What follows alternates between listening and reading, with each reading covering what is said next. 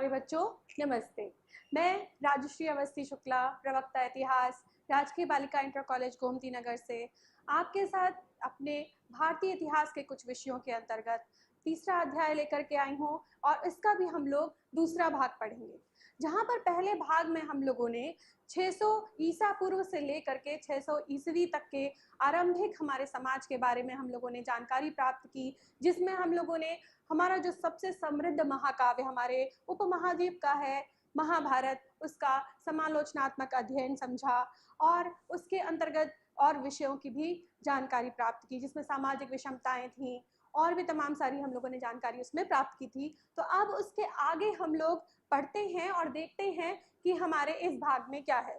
तो इस भाग में हमारा अध्ययन क्षेत्र रहेगा जन्म से इतर, जन्म के इतर, सामाजिक विषमताओं की व्याख्या, साहित्यिक स्रोतों का प्रयोग और महाभारत एक गतिशील ग्रंथ। तो बच्चों, हम लोग बात कर रहे हैं जिस क्षेत्र की, वो है हमारा कुरु और पांचाल का क्षेत्र। जैसा कि आप लोग मानचित्र में देख पा रहे हैं, हमारे पूरे ये उत्तर भारत का मानचित्र है और इसके पूर्व में आपको बिल्कुल कुरु और पांचाल क्षेत्र दिखाई दे रहा है। सबसे ऊपर कुरु दिया है, फिर हस्तिनापुर, इंद्रप्रस्थ और शूरसेन, जो उस समय के प्रमुख नगर हैं, उनकी बात यहाँ पर इनके नाम दिए गए हैं। और यह हमारा पूरा गंगा यमुना का मैदान है, जहाँ पर और बाकी सारे हमारे प्रमुख नगर अवस्थित थे, जो कि हमारे महाभारत के काल में बहुत ही ज्यादा महत्वपूर्ण अपना महत्व रखते हैं। तो जन्म के परे, जब वर्ण व्यवस्था की हम लोगों ने बात की थी पिछले अध्याय, इसी अध्याय के पिछले भाग में वर्ण व्यवस्था की बात की थी, जिसमें कि वर्ण निर्धारित होता था जन्म पर।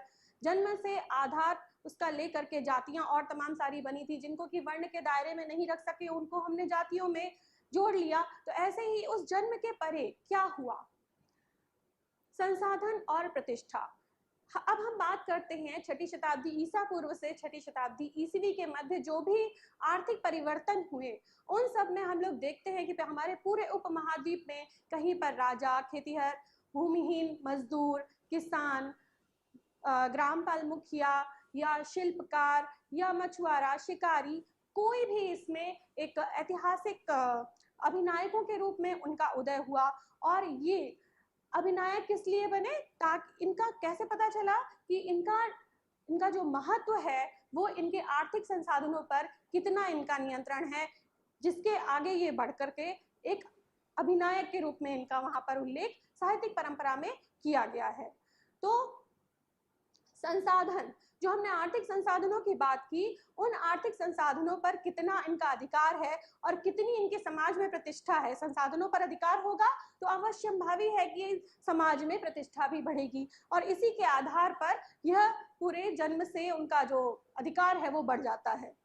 संपत्ति पर स्त्री और पुरुष के भिन्न अधिकार। तो यहाँ पर हम संपत्ति की अगर बात करें तो जो हमारा महाभारत है इसकी बात करते हैं हम लोग। तो महाभारत में जो दीर्घकालीन एक परिवार के बीच में जो वैमनस्यता चली आ रही थी, संपत्ति के कारण विवाद था, जिसके कारण दुर्योधन ने अपने ही भ्राता को युद्ध क्रीड़ा के लिए आमंत्रित किया और फिर उसमें छल से युधिष्ठिर को सब कुछ अपना दांव पर लगाना पड़ा। और उस युद्ध क्रीड़ा में युधिष्ठिर अपना हस्ती, रथ, स्वर्ण, कोष, सेना, प्रजा की संपत्ति, यहाँ तक कि अपने अनुजों को और स्वयं को भी हार गए और फिर अपनी सहपत्नी, पांडवों की सहपत्नी द्रौपदी को भी दांव पर लगा बैठे और उनको भी हार गए।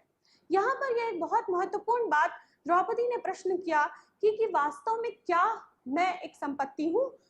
मुझे आपने दांव पर लगाया, किस अधिकार से लगाया? आपने एक राजा होने के अधिकार से लगाया, जब आप एक राजा हैं उस अधिकार से आपने मुझे दांव पर लगाया, या फिर जब आप अपने आप को स्वयं हार चुके हैं, स्वयं एक दास बन चुके हैं, तो फिर आपने मुझे किस अधिकार से दांव पर लगाया?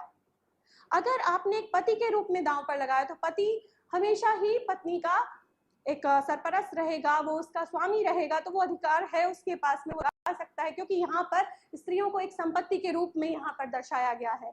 तो यह भी एक बहुत ही विडंबना की बात है जो ऐसा यहाँ पर दर्शाते हैं। तो स्त्रियों और पुरुषों के बहुत ही अधिकार अलग अलग थे। जो भी बात आती है हमारे यहाँ कि संपत्ति पर, ऐसा हमारे धर्मशास्त्रों में कहा गया है और भी ग्रंथों में लिखा गया है कि जो भी संपत्ति है उस पर पुरुषों का अधिकार है, पुत्रों का अधिकार है। पिता की संपत्ति पर पिता की मृत्यु के पश्चात, माता पिता की मृत्यु के पश्चात सभी पुत्रों को बराबर बराबर बांट दिया जाए। और ऐसे में भी ज्येष्ठ पुत्र का अधिकार सबसे ज्यादा रहेगा। यहाँ पर यह ध्यान देने योग्य बात है कि यहाँ पर स्त्रियों को संपत्ति में अधिकार नहीं दिया गया है।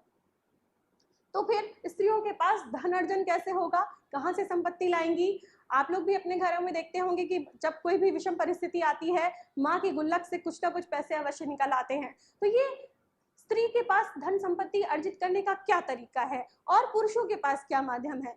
तो मनुस्मृति में पुरुषों के पास धन अर्जन के 7 तरीके बताए गए हैं, जिसमें कि निवेश है, खरीद फरोख्त है, विरासत से मिली हुई संपत्ति है, दान किया हुआ या भेंट स्वरूप जो उनको संपत्ति मिली है वो है, विजय अगर उन्होंने किसी क्षेत्र की है तो वो उनकी अपनी संपत्ति का आधार माना जाएगा, वो उनके अर्जन के माध्यम होंगे।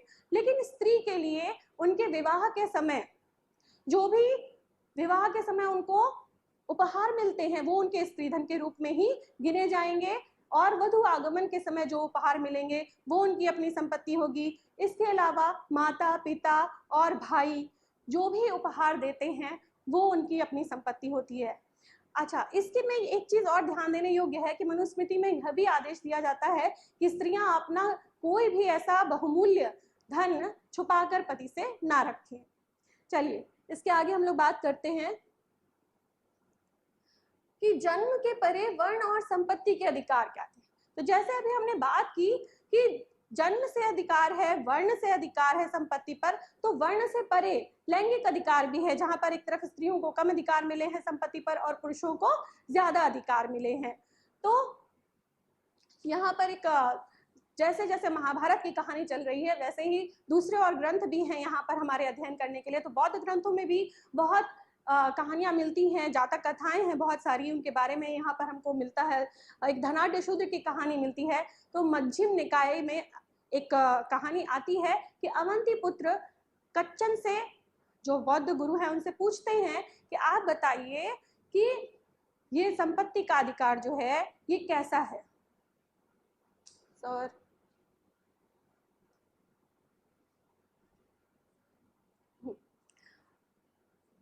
अवंतीपुत्र कच्चन से प्रश्न करते हैं कि ये जो ब्राह्मण अपने आप को बोलते हैं कि वो शुद्ध वर्ण के हैं इसलिए वो श्रेष्ठ हैं, वो जन्म से श्रेष्ठ हैं, ब्रह्मा के मुख से उत्पन्न हुए हैं इसलिए श्रेष्ठ हैं, या जो अन्य वर्ण के लोग हैं वो उतने पवित्र या उतने श्रेष्ठ नहीं है, तो ये क्या उनका जन्म से अधिकार है?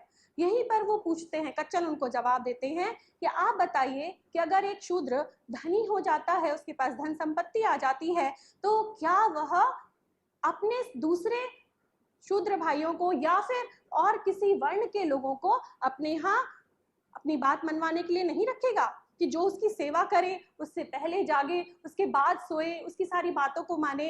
क्या वो ऐसा नहीं करेगा?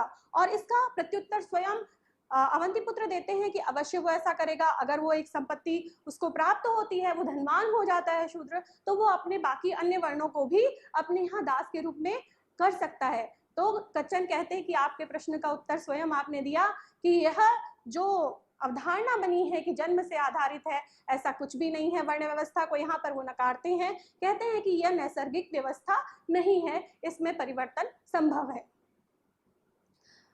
वैकल्पिक सामाजिक रूपरेखा, जो हमारे समाज की एक पूरी रूपरेखा बनी हुई थी, उसमें हम देखेंगे कि जो धनाढ्य लोग हैं वो, अगर वो दानी हैं तो उनकी समाज में प्रतिष्ठा है। अगर वो कृपण है, सिर्फ अपने लिए कमाते हैं, अपने ही परिवार का ध्यान रखते हैं, सिर्फ अपना ही सोचते हैं, तो उनकी ऐसे लोगों ने निंदा भी की है।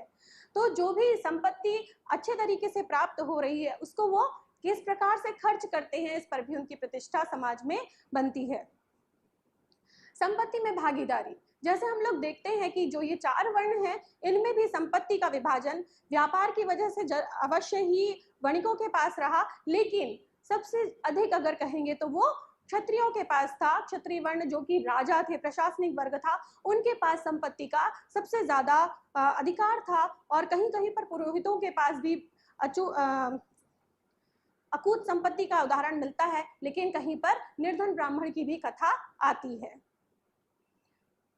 संगम साहित्य में, जैसे यहाँ उत्तर भारत में बहुत सारी साहित्यिक परंपराएं चल रही थी, तो उसी समय लगभग 200 ईसा पूर्व के आसपास और 200 ईस्वी तक में संगम साहित्य भी दक्षिण भारत में लिखा जा रहा था, जो कि आपकी छोटी छोटी सरदारियां थी और फिर वो आगे चल करके साम्राज्य बने।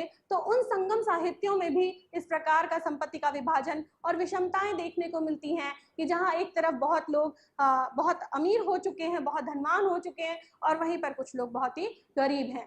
तो ऐसे में ही एक हमें कहानी का उल्लेख मिलता है पुरनानुरू, जो संगम साहित्य तमिल एक ग्रंथ है, उससे जो पद्य में लिखा गया है, उससे हमें निर्धन दानी सरदार के बारे में एक कथा मिलती है कि उसमें जो भाट चारण हैं, जो उनके साथी हैं, जो उनकी प्रशस्ति गाते हैं, वो अपने सरदार के बारे में कहते हैं कि यद्यपि कि मेरा सरदार इस समय धनहीन हो चुका है, लेकिन वो इतना भी गरीब नहीं हुआ कि बाकी लोगों को भोजन ना करा सके।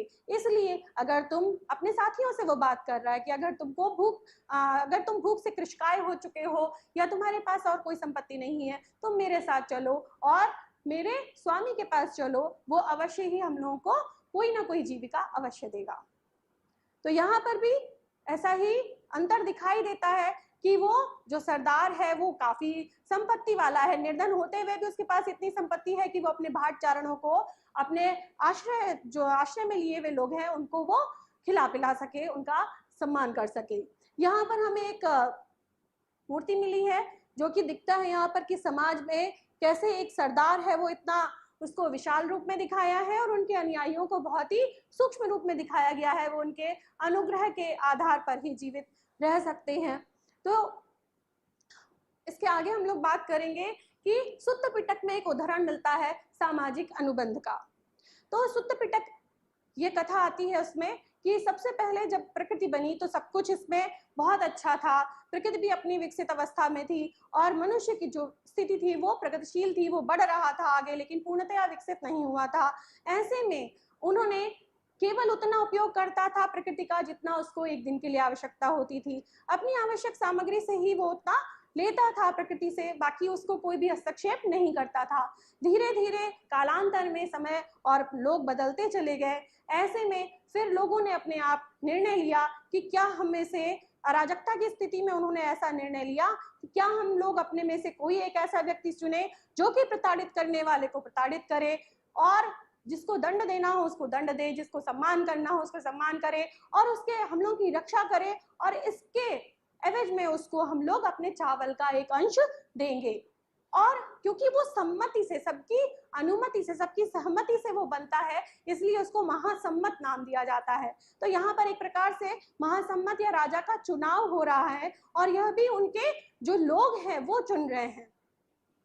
तो ये एक सामाजिक अनुबंध है और इसमें जो वो चावल का अंश दे रहे हैं वो एक प्रकार से उनका कर है कि वो उनका भरण पोषण करेगा, उनकी रक्षा करेगा, और वो उसके लिए, उसके एवज में उनको चावल का एक अंश या कर के रूप में कुछ उनको अपनी सेवा देंगे। अब साहित्यिक स्रोतों का प्रयोग, तो जो ये हमारे साहित्यिक स्रोत बहुत सारे हमको मिलते हैं, उत्तर भारत की जितनी भी हमारी महाभारत है और बाकी उस समय के जो साहित्यिक स्रोत हैं, या हमारे दक्षिण भारत के संगम साहित्य के जितने भी लेख हमको प्राप्त होते हैं, उन सब का प्रयोग कैसे किया जाता है, क्योंकि उसमें तो बहुत सारे कथानक हमारे इतिहास से भी जुड़े होते हैं और कुछ उसमें बढ़ा चढ़ा करके अतिशयोक्ति वाली बातें भी लिखी जाती हैं। तो इतिहासकारों के सामने एक बहुत विकट प्रश्न होता है कि वो उसको ऐतिहासिक ग्रंथ माने तो किस आधार पर माने, कैसे उसका उल्लेख करें, किस प्रकार से उनका वर्गीकरण करें। तो इतिहासकार जो बाकी जितने भी ग्रंथ हैं उन सबको भी उनकी भाषा के आधार पर, उनकी लिपि के आधार पर, उनके पाए जाने वाले क्षेत्र के आधार पर, और किन के लिए लिखा गया है, ऐसा प्रयोजन, कितने विस्तार में उनका विस्तृत था, किस क्षेत्र में विस्तृत था, कहाँ के लोगों की बात हो रही है, किन के लिए हो रही है, तो उन सब चीजों का वो बहुत सूक्ष्मता से अध्ययन करते हैं और फिर उस पर ही कोई निष्कर्ष निकालते हैं। तो इसी क्रम में देखते हैं कि महाभारत में जितना भी उल्लेख मिला है उसको इतिहासकारों ने पूरे तरीके से इकट्ठा किया और सारी पांडुलिपियों में से जो भी एक जैसे श्लोक उनको प्राप्त हुए थे उनका एक पूरा वृहद खंड बनाया गया और उसको फिर प्रकाशित किया गया, जिसको महाभारत का समालोचनात्मक अध्ययन कहा गया। तो उसमें उन्होंने पाया कि सब पूरे उत्तर भारत में से लेकर के दक्षिण भारत तक जो महाभारत का कथानक है वो एक ही जैसा है और प्रारंभ में ऐसा माना गया कि यह 10,000 श्लोकों का एक जय संहिता थी और बाद में कतिपय इसमें सूत्र जुड़ते चले गए और इसमें बहुत सारी चीजें और जुड़ती चली गई और अंततः यह 1,00,000 श्लोकों वाला पूरा महाभारत हमारा बन गया। अब महाभारत की बात करते हैं तो महाभारत की भाषा संस्कृत है। संस्कृत, लेकिन ये लौकिक संस्कृत है, ये वैदिक संस्कृत नहीं है। वैदिक संस्कृत थोड़ा सा क्लिष्ट होती है क्योंकि जो संस्कृत है, वैदिक संस्कृत, वो केवल जो विप्र वर्ग है, द्विजवर्ण है, केवल वही समझ पाते थे, वही बोल पाते थे, कर्मकांडों पर आधारित थी। और ये सामान्य वर्ग की भाषा जो पाली, प्राकृत और अन्य भाषाएं हैं, इनसे वो थोड़ा सा कठिन थी। तो इससे भी पता चलता है कि वो संस्कृत जो भी ग्रंथ है उसका विस्तार आम लोगों में रहा होगा या कुछ विशेष वर्ग में ही रहा होगा। तो संस्कृत भाषा है, सामान्य बोलचाल की उस समय भाषा रही थी और वो सभी लोग उसको, एक सरल संस्कृत है इसलिए समझ सकते थे।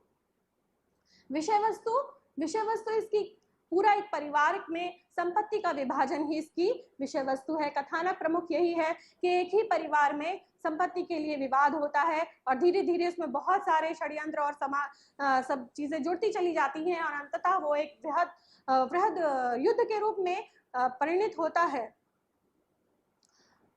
महाभारत के लेखक जैसे आप लोग जानते ही हैं, हमारे महर्षि वेदव्यास हैं। कुछ लोग मानते हैं कि इनको बाद में कुछ सूत्रों को जोड़ दिया गया, कुछ श्लोकों को जोड़ दिया गया।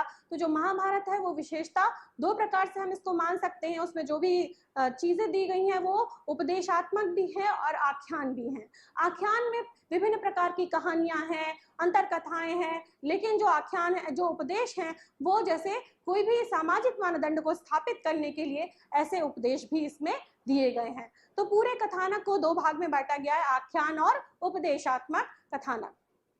तिथियां, ऐसा माना गया कि ये 500 ईसा पूर्व से लेकर के 500 ईस्वी तक लगभग 1000 वर्ष में इसका लेखन कार्य हुआ।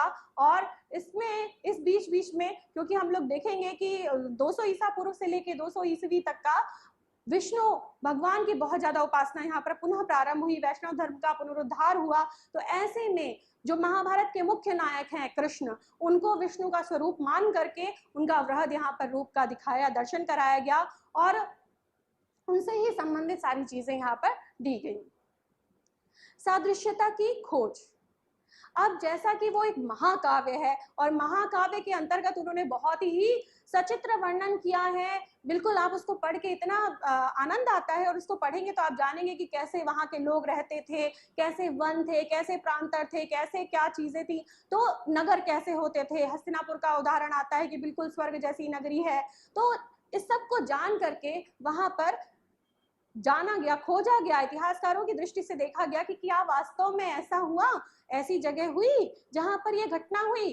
तो कुरुक्षेत्र माना जाता है कि यहाँ पर ऐसा ही युद्ध हुआ था।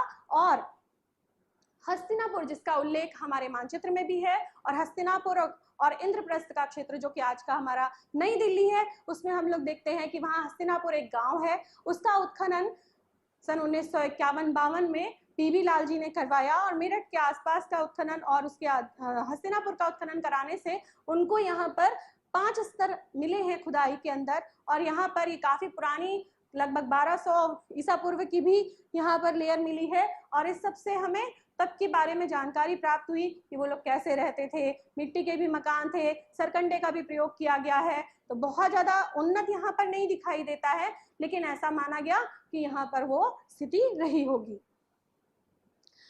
सादृश्यता में एक चीज और देखने योग्य है कि यहाँ पर हम जो महाभारत का एक प्रमुख अंश माना जाता है कि द्रौपदी का विवाह, द्रौपदी का विवाह 5 पांडवों के साथ हुआ। तो ऐसा क्या संभव था?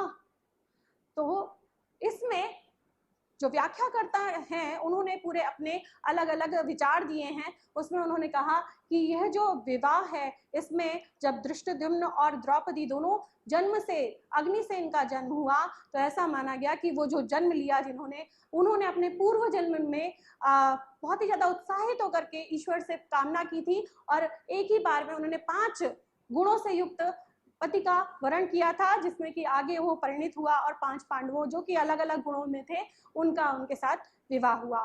दूसरा इसमें विचार आता है कि स्वयं व्यास ने आकर के वहां बताया कि ये इंद्र के ही अवतार हैं और द्रौपदी स्वयं इंद्राणी हैं, इसलिए जो उनके पिता थे द्रुपद, उन्होंने इस विवाह को स्वीकार कर लिया।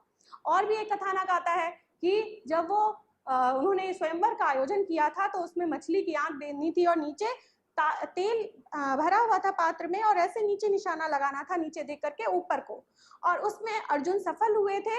उन्होंने ये निशाना लगाया और वो उनको लेकर के जब अपनी माता के पास आए, माता अपने किसी कार्य में व्यस्त थी, उनसे कहा कि देखिए माता, हम क्या लेके आए हैं।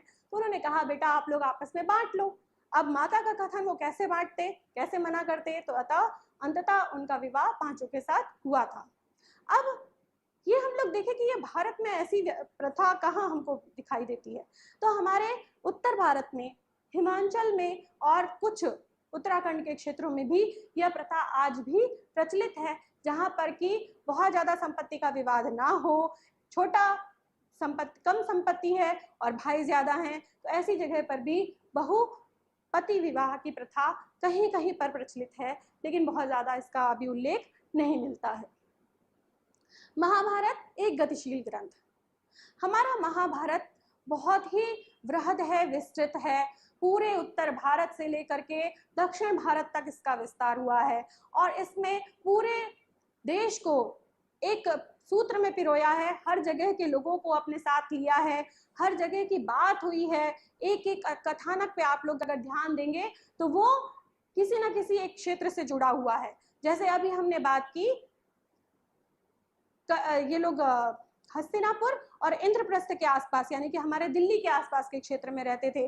कुरु पांचाल क्षेत्र, जहाँ के पांचाल क्षेत्र, जो कि आज के हमारे उत्तर प्रदेश के फर्रुखाबाद जिले के आसपास एक क्षेत्र पड़ता है, इसमें पूरा यहाँ के लोग हैं। इसके साथ हम लोग बात करें, आगे बढ़े, तो शूरसेन, जिसका नाम अभी लिया था हम लोगों ने मानचित्र में, तो शूरसेन यहाँ के जो मथुरा नगर है, यहाँ से ही किसका संबंध है आप लोगों को सबको पता होगा, हमारे श्री कृष्ण का जी।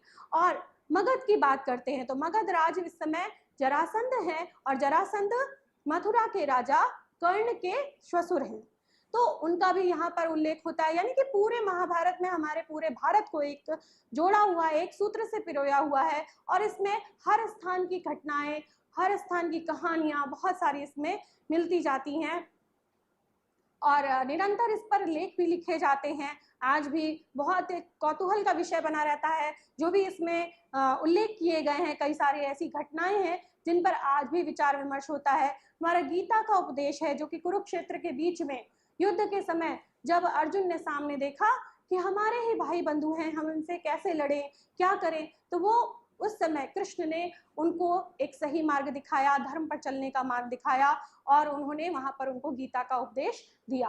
तो वो आज भी हमारे लिए सार्थक है, और इसलिए हम कह सकते हैं कि ये ग्रंथ हमारा अभी भी बहुत ही मायने रखता है।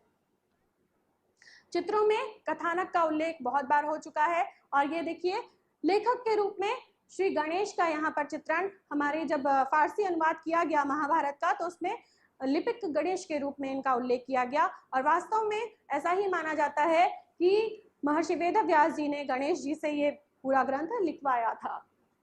और उधर आप देख सकते हैं श्री कृष्ण गीता का उपदेश देते हुए, कुरुक्षेत्र के मैदान में अर्जुन को गीता का उपदेश देते हुए।